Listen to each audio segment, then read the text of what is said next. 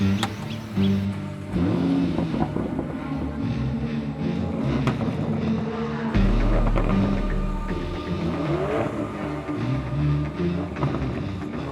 not sure who needs to hear this, but I will say it anyway.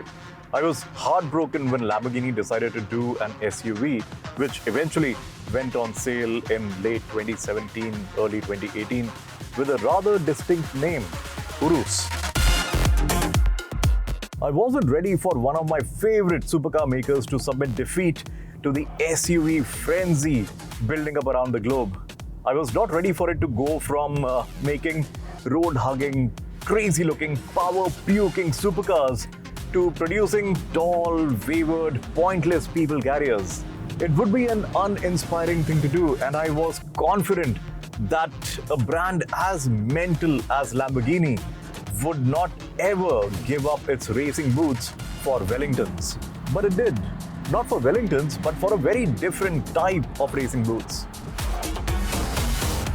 I'm sure you know that the Urus is not Lamborghini's first SUV. It was the LM002, a project that evolved from a failed pitch to US defense into a completely over-the-top civilian off-road machine. That effort, that machine, that's 100% Lamborghini. And it's because it's silly and it's absolutely amazing. The LM002 should have been classified not as an SUV but an OUV, outlandish utility vehicle. It was a total departure from the supercars in Lamborghini's portfolio at the time, but it shared one very important thing with its supercar siblings: the strain of DNA that gives Lambo its craziness. And the Urus not only has that DNA, it has a lot more of it than even the LM002.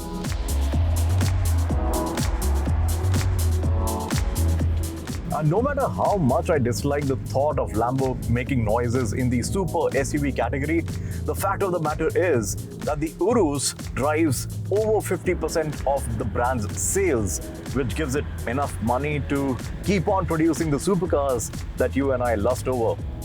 Now, why do I say that the Urus has more of that craziness DNA of Lamborghini? Well, that's because the LM002 was designed to be a massively imposing V12 monster of a truck that could comfortably go into the rough and come out unconcerned. You expect an SUV or an off-road vehicle to do exactly that. But with an SUV like the Urus, things are very different. So different, in fact, that if I were to take my physics professor in for a spin in this one around a racetrack, he would have to rethink his education.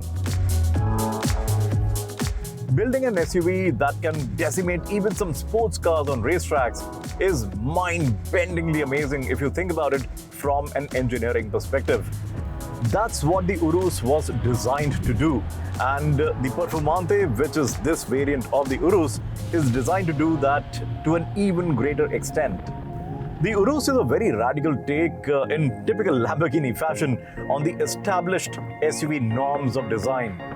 It is an instantly recognizable shape. There are sharp lines everywhere, and I don't even have to go on explaining the design features of this thing because even Lambo does not bother with that kind of stuff.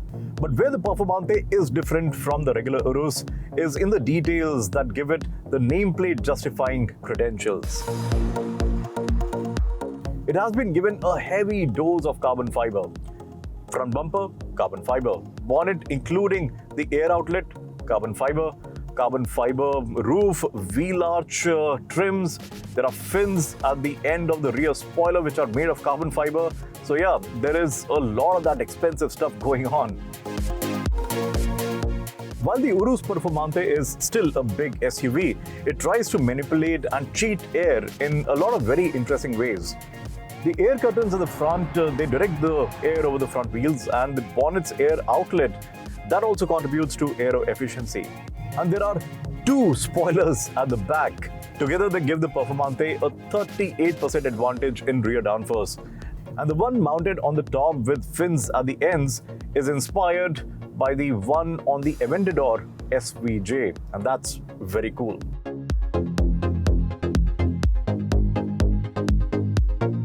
Inside, it is a pretty similar world. There is a sea of black as you would expect, and it's got carbon fiber and Alcantara splashed all over with a bit of leather here and there. The quality levels are fantastic, and this interior, while rather hectic looking, is pretty superb. The seats are just right, fabulously contoured, and they grip in a manner fitting of a high-performance sports car, which is very appropriate because the Performante is exactly that and a bit more. And talking of seats and space, there is enough room in the back for 2 more people, which means it is going to end up being a pretty shouty companionship when you dig your right foot deep into the carpet. And there is, pretty obviously, a touchscreen. It works through a haptic feedback, so you really have to press it a little bit to navigate through the menus. It gives you a very good feeling, gives you a slight vibration on the fingertips, and just feels very different and a little bit special even. And when going through the options, you will realize that Lamborghini hasn't lost its childishness at all. In the vehicle drive mode selection, there's the regular list of modes: Strada, Sport, Corsa, and then it gets an additional mode called Rally, but we'll get into all of that in just a bit.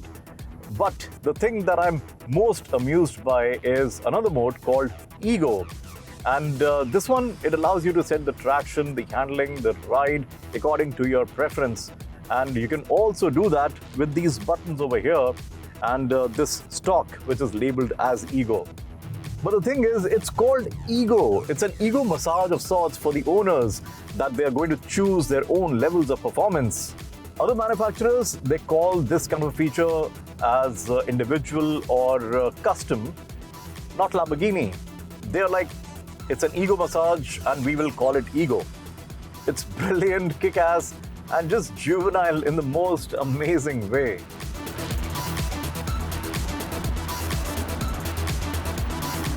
Now, the engine. Lamborghini has had a great legacy of building howling V10s and V12s, but the Urus does not get any of those formats. Its source of power is a 4-liter twin-turbocharged V8 sourced from Audi and modified just enough to become the monstrous personality that does justice to the Lamborghini narrative. It's got the number of the devil emanating from its heart, 666. That's 666 PS of power, and this, I am very sure, is no freak coincidence. When Lamborghini can name one of its most iconic cars Diablo, the devil himself, then it's no big deal for it to chase the devil's number for this version of the Urus. It's only about 16 horsepower up from the standard version, which makes about 650 PS.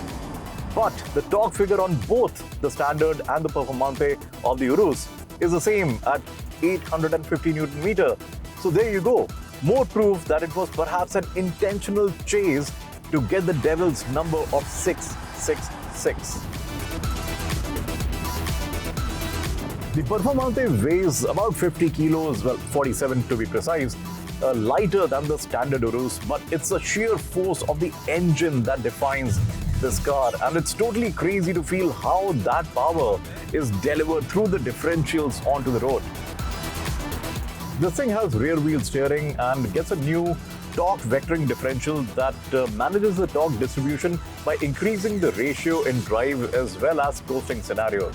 While all this helps this SUV in fancy city spots and maneuverability is surely benefited in a big way, the real magic of rear wheel steering and torque vectoring is for when giving it the absolute beans.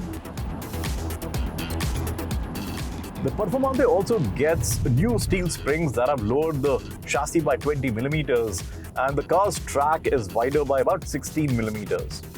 Now, you may think that these are small numbers, but when pushing this heavyweight of an SUV in the right setting, under full attack on a racetrack that is, it is surely going to be the high point because of the handling advantage. The steering and braking are big highlights. The sense of urgency in the way this thing turns without being fidgety is absolutely amazing. There are several very fast steering racks that I've encountered in the past, but they're a bit too sensitive and they can get a bit tricky to manage. But the Performante, it gets a very responsive yet a very linear steering system to manage the nervousness. And the brakes, they are sensational. Carbon discs all around, the fronts are gripped by aluminium 10-piston calipers, and the rear gets a cast iron single-piston floating unit. Unfortunately, we don't have access to a racetrack. We are pretty much on public roads, fairly isolated ones, but still, they have their own limitations, and we've not gone anywhere near the limit of the Performante's handling capacity, even when honing a bit before the cameras started rolling for our tracking shots. But the knowledge that the dynamic limit is much, much beyond that level is very, very satisfying, and I can't wait to get the chance to unleash this thing on a great technical racetrack with a couple of straights thrown into the mix as well, just so I can have the pleasure of hearing this glorious engine at its maximum revs. Tires, well, Pirelli developed these P0 Trofeo Rs specifically for the Performante, and the grip on the tarmac is sensational. But I have a bit of a reservation. As I said before, the Performante gets the standard list of drive modes: Strada, which is the street mode and is more for getting about comfortably. Then is Sport, which dials up the excitement level of every parameter a bit, and that's what we have been driving the Performante in for the most part. But in Corsa, on the race mode, things get a bit more serious. The performance map is altered to angry levels. The anti-roll bars, they get dialed up to maximum damping, and the chassis, well, the response is angled towards four-wheel sideways action if pushed really, really hard. But the Performante gets another mode called Rally, and that's where things get a bit more interesting. The roll stabilization is optimized for gravelly sort of a surface, and the SUV should encourage you into friendly slides, but too bad that we are restricted to just tarmac application today. But what I'm most keen to understand is just how this would drive through some off-camber sections. Because of its heft and lowered springs and the active anti-roll bars, on camber, it is definitely going to be glued, hooked 100%. But it is going to be immense fun to see how it manages itself in an off-camber section, whether you'd throttle feed it more to just manage it on the slide or get off the throttle so that it can gain its natural composure. That is going to be the trick thing. Bloody hell, I'm just getting lost in dream scenarios. So back to where we are here in a very regular, mostly tarmac setting, driving the Performante at, well, 6/10, maybe even less. But then, it's been lovely, and that's largely down to this engine. The raucous, rumbling V8 with a throaty Akrapovic exhaust that makes the smile even broader. The Urus Performante, or any Urus for that matter, might never get driven as hard as it can.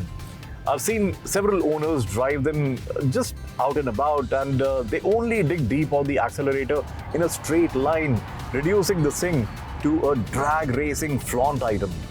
The Urus can do so much more, and the Performante even more than that. I've got a very, very slight taste of it, and I can't wait to have this thing at length in the most appropriate setting. Now, when I think of it, it's actually rallycross where it is going to feel its best. And what a laugh-inducing sight that is going to be.